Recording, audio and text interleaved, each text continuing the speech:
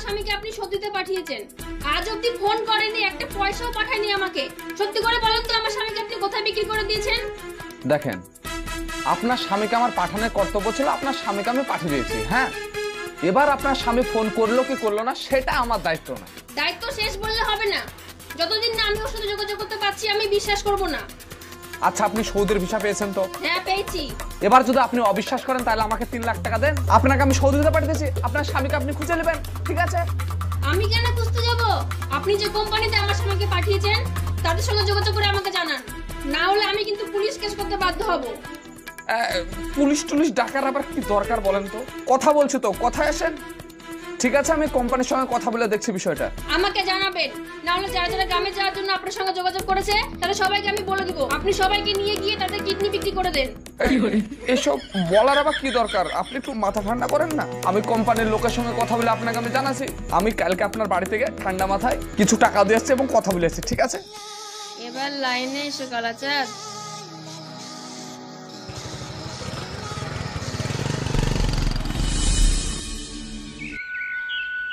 দিয়ে ওই বিলের মাছটা ধরতে গেছিলেন?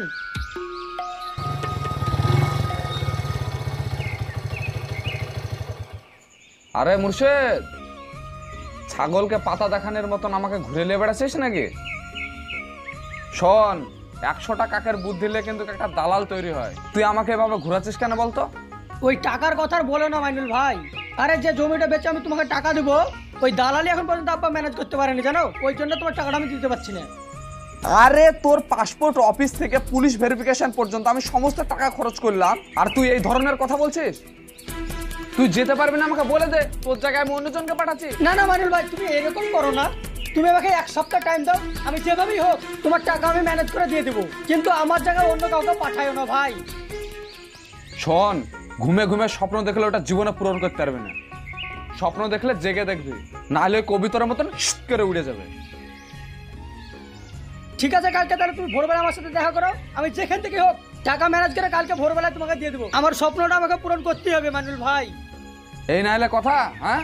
জেদ না থাকলে জীবনে কিছু করতে পারবি না। হ্যাঁ, জেদি দরকার উন্নতি করার জন্য। তাহলে আমি কালকে সকালে একবারে চলে এসেছি। ঠিক আছে, তুমি ভোরবেলাতেই চলে এসো। আমি ঘুম থেকে উঠে আগে তোমার টাকা আমি দিয়ে দেবো। তাহলে তো ভালো কথা হয়ে গেল, মনে থাকে যেন। আচ্ছা ঠিক আছে। ঘুরাবি না এবার? না না, আর ঘুরাবো না।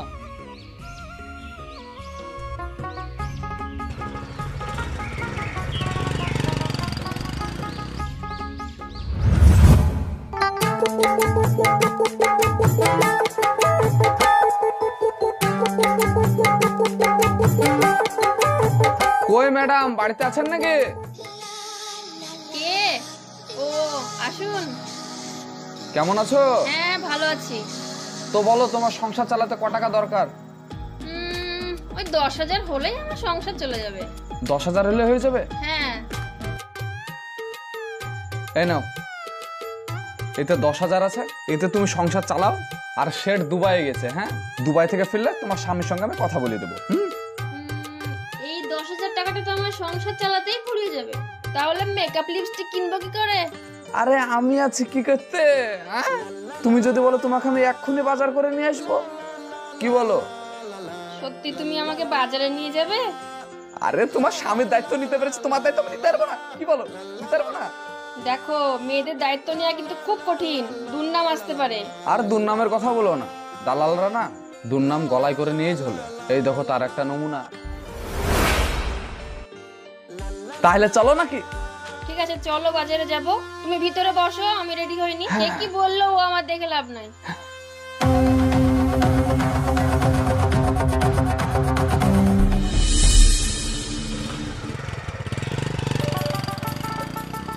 ও ভাইপো, শোনো, তোমার সাথে একটা কথা আছে। হ্যাঁ বলেন। কথা হচ্ছে, অনেকদিন তো হয়ে গেল, তো আমার ওই ছেলের ভিসার ব্যাপারটা কতদূর কি করলে? দেশে জাহাজ অ্যাক্সিডেন্ট করে মানুষ সব মরে গেল, আর আপনি ভিসালে পড়েছেন? হ্যাঁ, দুদিন থেমে যান, আমি ঠিক পাঠানোর ব্যবস্থা করছি। আরে তুমি যদি না পারো তো আমি অন্য দালাল ধরবো, আমার খুব টাকা আছে জানো। আরে চাচা, এই গ্রামের সব থেকে বড় দালাল কে আছে বলেন তো?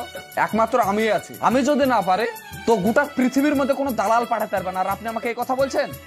সুদের উপর টাকা নিয়ে তোমাকে দিয়েছি, আমার ছেলের এখনো শোধই যাওয়া হলো না, আর আমাকে মাসের মাস সুদের টাকা গুনতে হয়েছে। ঠিক আছে, আপনি 2 দিন থেমে যান, আপনার ছেলেকে আমি যাওয়ার ব্যবস্থা করে দিচ্ছি। ঠিক আছে, তাড়াতাড়ি তুমি ব্যবস্থা করো যাওয়ার। ঠিক আছে, আপনার ছেলেকে রেডি হয়ে থাকতে পারবেন, যখন তখন জাহাজ চলে আসবে কিন্তু। তাড়াতাড়ি জাহাজের ব্যবস্থা করো, আমি রেডি হয়ে আছি। হ্যাঁ যান। আমি তাহলে গেলাম।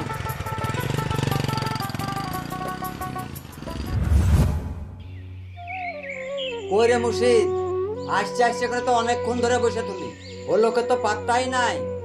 এর জন্যই তোমাকে সবাই পাগল বলে। ও আমাদের মতন না, বেকার না যে চায়ের দোকানে বসে আড্ডা মারবে, ওর নানান কাজ থাকে। আর এই এলাকার সমস্ত লোকগুলাকে ওই মাইনুলি দেখাশোনা করে, ওই কারণে দেরি হচ্ছে। ও অনেক ছেলে কি পাঠায় নাকি? ও অনেককে পাঠায় মানে এই এলাকার যেসব ছেলেগুলো বিদেশ যায় সব তো মাইনুলের হাত ধরে যায়। আর দালাল হিসাবে খুব ভালো একটাই ছেলে। কি বাড়ি চাচা? হ্যাঁ বলো। তোমার দোকানে বসে বকতে বকতে আমার মুখ দিয়ে ফেনা বাড়ি গেল। এবার তো একটা চা দিবা নাকি? তোমরা আগে তো চা বলোনি, তার লেগে আমি দিচ্ছি না। আরে চায়ের দোকানে মানুষ বসে থাকে কিসের লেগে? চা আবার ভুলতে হয় নাকি? তুমি একটা ব্যবসায়ী না? সে ঠিক আছে, এর আগে আমি দুজনকে চা এইভাবে দিয়েছিলাম, তারা কিন্তু খুশি হয়নি, একদম রেগে আগুন। ওরা আমাকে অনেক কথাও শোনাচ্ছিল, সেই থেকে আমাকে চায়ের কথা আমাকে না বললে আমি চা দিই না। ঠিক আছে, আমি বলছি 2টা চা দাও। ঠিক আছে দিচ্ছি। চাচা ওই তো চলে এসছে। আর বলিস না, আজকে আসতে একটু লেট হয়ে গেল বুঝলে। সেটার আজকে দুবাই থেকে আসার কথা ছিল, আসতে পারেনি, তো কালকে ফিরবে। এ চাচা, এটা দুজনকে চা দেন তো। চা খেলাম গো, আর খাচ্ছি ও না। চা খেয়েছেন না? হ্যাঁ।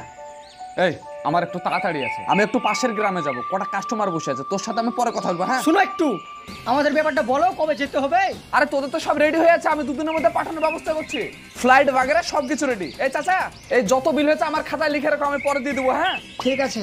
এইবার আবার লেট হবে না তো? আরে না রে, বললাম তো 2 দিনের মধ্যে পাঠানোর ব্যবস্থা করছি।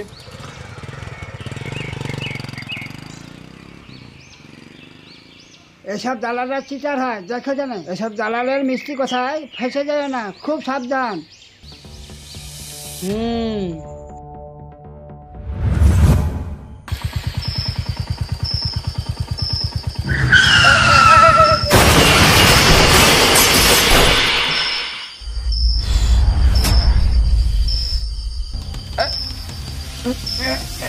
আরে ওঠো, ওঠো। তোমার লাগেনি তো? হ্যাঁ ঠিক আছে। আমরা মদ খেয়ে মাতাল হয়ে গেছি, আমাদের কেন লাগবে? মাতালদের লাগে না? দেখো, তোমার যদি এখন হাত পা ভেঙে যায় না, তোমার স্বামীকে আমাকে কৈফিয়ত দিতে হবে। তুমি একটু দাঁড়াও, আমি গাড়িটা তুলে নিই। আমার স্বামী বাইরে বিদেশে আছে, আমার যদি কিছু হয় ও কি করে জানবে? তাহলে তোমাকে ভালোবাসার মর্যাদা কি থাকলো? ঠিক, একদম ঠিক আছে। জীবনে ভালোবাসা না থাকলে লাইফে এনজয় করতে পারা যায় না, বুঝলা? হ্যাঁ ওঠো ওঠো। তুমি আমাকে ভুলে যাবে না তো? আরে তোমাকে ভুলে গেলে হবে? তুমি তো আমাকে গ্রামের সব নতুন নতুন কাস্টমার এনে দিছো। তুলো। তোমাকে আমি অনেক ভালোবাসি, তোমার জন্য আমি জীবন দিতে পারি baby. I love you. I love you too, I love you too, I love you, I love you, I love you too.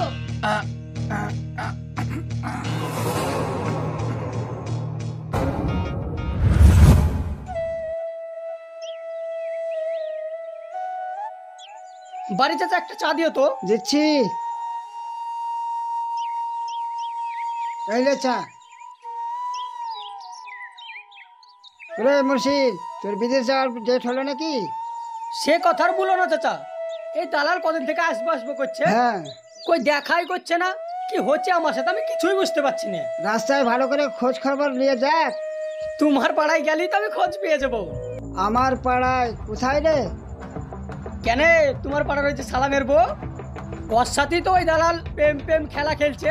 সেই জন্য ভালো ভালো পোশাক পরে পাড়ায় পাড়ায় ছক্কা মেরে বেড়ায়। তাই তো বলি, বিষয়টা কি? এই চাচা, তুমি আবার এই কথাটা কারোর সামনে 5 কান করে দিও না, হ্যাঁ?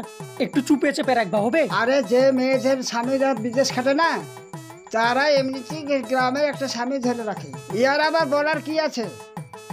চাচা, আমি তবে 2 ভাবনায় পড়ে গেলাম গো, আমার যে আবার কি হবে। তোর বউ তো ভালো, সবার বউ তো এক নয়, দেখ কি করবি। ঠিক আছে, দেখা যাক কতদূর কি হচ্ছে।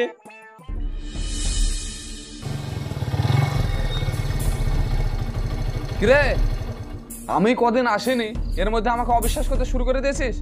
হ্যাঁ, আমার নামে সব উল্টাপাল্টা কথা বলছিস। দাঁড়াও, তোমাদের জন্য আমি একটা ভালো খবর নিয়ে এসেছি। এই দেখো, হোয়াটসঅ্যাপে রেকর্ডিং শোনো। আসসালামু আলাইকুম আইনুল সাহেব, যাদের আপনি পাঠাবেন তাদের জন্য সুখবর। 70 জায়গায় 80,000 টাকা দেবে কোম্পানি। ভালো করে শোনো। থাকবেন, খুদা হাফেজ। শুনছো? এবার বলো, যেখানে 70,000 টাকা করে পাচ্ছিলা, এখন 80,000 টাকা করে দিচ্ছে। এই অফার কখনো ছাড়ে? রশিদ, বাড়তি 10,000 টাকা ঘরে ঢুকছে, বুঝলি? এই সুযোগ ছাড়িস নে। মানুল ভাই, তুমি আমার টাকা ফেরত দিয়ে দাও। আমি আর বিদেশ যাব না, আমার বউ যেতে বারণ করছে। তুমি আমার টাকা ঘুরে দাও। আরে টাকা কি হাতের মোয়া নাকি রে? হ্যাঁ, যে তুই চাইবে আর আমি দিয়ে দেবো? আরে তোর পেছনে টাকা খরচ করলাম আর এখন বলছিস যাবি না? হ্যাঁ, তোর মাথা ঠিক আছে না খারাপ টারাপ হয়ে গেছে বলতো? শোন, ভেবে চিন্তে কথা বল। যারা দেখছি বিদেশ যাচ্ছে সবার বউ অন্যজনের সঙ্গে প্রেম করছে। আমার খুব ভয় লাগছে জানো, যদি আমার বউ প্রেম করতে লাগে আমি বিদেশ যাবো না, তুমি আমার টাকা দিয়ে দাও। আরে পাগলা, সবার বউ কি খারাপ হয়? হ্যাঁ, সুযোগ কিন্তু বারবার আসে না, সুযোগ একবারে আসে। হাতের লোককে পায়ে ঠেলতে হয় না, ভেবে চিন্তে কথা বল। শুন রশিদ, ভাইপো কথাটা ঠিকই বলেছে, একটু ভাবার আছে। এরকম সুযোগ সব সময় আসে না। আর আমার ছেলে তো থাকছে, একসঙ্গে থাকবে দুজনে, অসুবিধে কিসের? ঠিক আছে, দেখছি তাইলে। শোন, দেখছি না, যত তাড়াতাড়ি টাকা দিতে পারবে তত তাড়াতাড়ি ফ্লাইট চলে আসবে আর তত তাড়াতাড়ি তোরা ইনকাম করতে পারবি। হ্যাঁ, এই দামে এক কোঠায় 10টা ছেলে পেলে পাঠাবো এই গ্রামে, একসঙ্গে তোরা সবাই থাকবে। ঠিক আছে, কাল সকালে আসো তাইলে, আমি টাকা দিয়ে দেবো। মনে থাকে জানো? ঠিক আছে। মুর্শিদ, তুই টাকার ব্যবস্থা করেছিস তো? আমার টাকা পয়সা রেডি করা আছে। আমার খুব ভয় লাগছে জানো চাচা, যদি আমার বউ চলে যায়।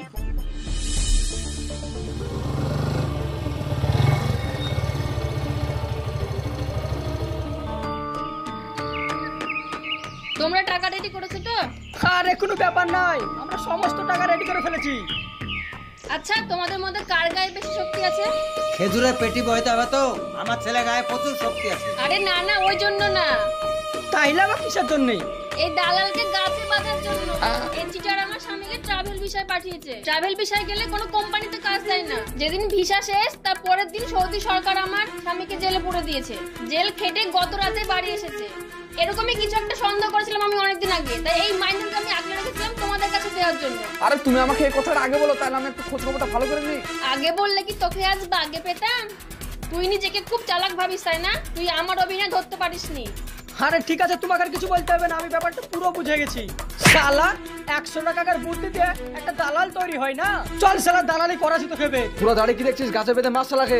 তুই দড়িলে শালাকে দেখছি এবার আমি। মারো ওকে, মারো। শোন, আমার কথাটা শোন। তোর কোনো কথা শুনবো না আমি। শোন, আমার কথাটা একবার হলেও শোন। চুপ, একটা কথা বলবে না, শালা তোকে টেনে ছড় মারবো। শালা খুব চিটারি করেছে, এই দড়ি দে তো। আমার 1 পাড়া টাকা মেরে দিয়েছে, আমি সুদের উপর টাকা নিয়েছিলাম। দাঁড়িয়েছো কেন? মারো ওকে।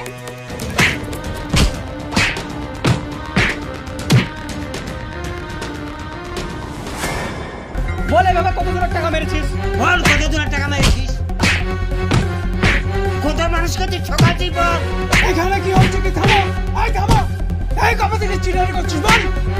গরিব মানুষের টাকাগুলো নিয়ে নয় করবি? তোকে থানায় নিয়ে গিয়ে না আবার দেবো। সবাই শুনুন, আপনাদের ছেলে মেয়েকে যদি বিদেশে পাঠাতে চান, বড় এজেন্সির মাধ্যমে ফর্ম ফিল আপ করবেন, ভিসা নিয়ে তবে বিদেশে পাঠাবেন। এইরকম দালাল ধরে পাঠাবেন না, এদের মুখে মধু আছে। স্যার, ই অনেক লোককে ঠকিয়ে খেয়েছে। এই দালালরা কি বলবে জানেন? আপনার ছেলে এসি ঘরে থাকবে, মাসে মোটা মাইনে পাঠাবে, বাবুর মতো থাকবে, কিন্তু বাস্তব সেটা নয়। বাস্তবকে শুনুন, ফাঁকা মাঠে 50 ডিগ্রি সেলসিয়াসে ছাগল আর ভেড়া চড়াতে দিবে, বুঝতে পেরেছেন?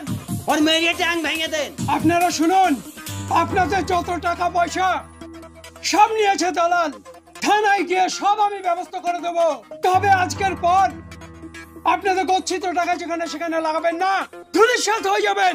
দড়িটা খোলো, একে থানায় নিয়ে যাবো। এই দড়ি খুলে দে স্যার, থানায় নিয়ে গিয়ে ওকে উচিত শিক্ষা দেবেন। ঠিক আছে, সেই রকমই হবে। চল চল থানায়। বর্তমান সময়ে অনেক দালাল গ্রামগঞ্জে পাসপোর্ট ভিসার নামে মানুষকে ঠকাচ্ছে। তাই আপনাদের বলছি, যাকে আপনারা পাসপোর্ট ভিসা করতে দিচ্ছেন তার খোঁজ খবরটা একটু ভালো করে নেবেন। সো ভালো থাকবেন, সুস্থ থাকবেন, দেখা হচ্ছে আপনাদের সঙ্গে আবার নেক্সট ভিডিওতে।